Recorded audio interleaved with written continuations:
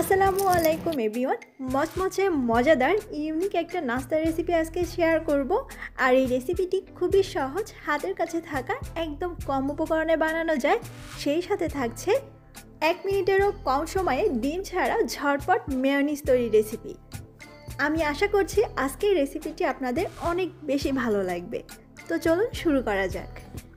Mayonnaise তৈরির জন্য এখানে নিয়েছি পাউডার মিল্ক 2 টেবিল চামচ, পানি 1/4 কাপ, চিনি দিচ্ছি 1 চা চামচ, আর স্বাদমতো লবণ, সয়াবিন তেল 1/4 কাপ, 1 চা চামচ রসুন কুচি, বড় 1 ফালি লেবুর রস 1 টেবিল চামচের মতো হবে। এবারে সব কিছু একসাথে ব্লেন্ডারে ব্লেন্ড করে নিব। সর্বোচ্চ 2 থেকে 5 সেকেন্ডের মতো লাগবে।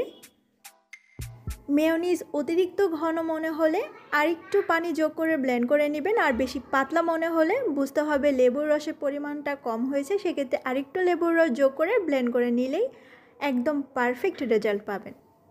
এবারে আমরা নাস্তা তৈরি করতে চলে যাচ্ছি। এখানে আমি বড় সাইজের 2টা পেঁয়াজ নিয়েছি, তবে খুব বেশি বড় না, মিডিয়াম থেকে কিছুটা বড় সাইজের।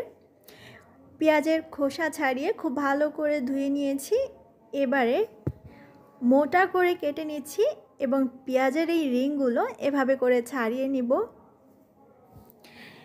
একদম ভিতরের যেই পেঁয়াজের অংশটা এটা বাদ দিয়ে দিব। আমি সবগুলি এভাবে করে কেটে নিয়েছি। তারপর এগুলো একটা প্লেটে তুলে এক সাইডে রেখে দিচ্ছি।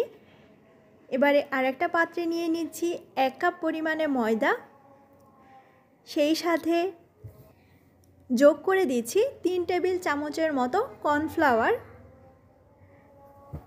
এখানে আছে হাফ চা চামচ গার্লিক পাউডার, 1/4 চা চামচ কালো গোলমরিচের গুঁড়ো এবং পরিমাণ মতো লাল মরিচের গুঁড়ো এবং চিলি ফ্লেক্স, সেই সাথে স্বাদ মতো লবণ। এবারে হাতের সাহায্যে মিক্স করে নিচ্ছি।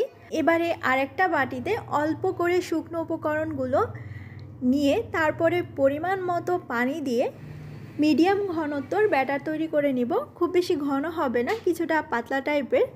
তারপরে পেঁয়াজের একটা রিং নিয়ে প্রথমে ব্যাটারে চুবিয়ে তারপরে শুকনো উপকরণে গড়িয়ে নিব, আর তারপরে আবারও ব্যাটারে চুবিয়ে শুকনো উপকরণে গড়িয়ে তারপরে এক্সট্রা ময়দাটা ঝেড়ে নিব। সবগুলি পেঁয়াজের রিং একই পদ্ধতিতে আমি তৈরি করে নিচ্ছি। নিয়মিত নতুন নতুন রেসিপি পেতে আমাদের চ্যানেলটি কিন্তু সাবস্ক্রাইব করতে ভুলে যাবেন না। আর আজকের ভিডিও যদি আপনার ভালো লাগে তাহলে প্লিজ একটা লাইক দিবেন। আচ্ছা, এভাবে করে পেঁয়াজের রিংগুলো কোটিং করার পরে এই লিকুইড ব্যাটারটা বেশি ঘন হয়ে গেলে আপনি সাথে আরেকটু পানি যোগ করে কিছুটা পাতলা করে নিতে পারেন। এভাবে করে আমি সবগুলি পেঁয়াজের রিং কোট করে নিচ্ছি আর সঙ্গে সঙ্গে আমরা ভাজতে চলে যাচ্ছি। ভাজার জন্য তেল হাই হিটে ভালোভাবে গরম করে নিতে হবে। তেলটা যখন ভালোভাবে গরম হয়ে আসবে তখন চুলার আঁচটা মিডিয়াম করে দিয়ে তারপরে একটা একটা করে দিয়ে দিচ্ছি। ভাজার সময় চুলার আঁচটা মিডিয়াম কিংবা মিডিয়াম থেকে একটু বেশি থাকবে। সোনালি রং হয়ে আসলে তুলে নেওয়া যাবে। আর বাকিগুলো এভাবে করেই আমি ভেজে নিব। আর খুব বেশি মুচমচে হয়েছে, খেতে এক কথায় অসাধারণ ছিল।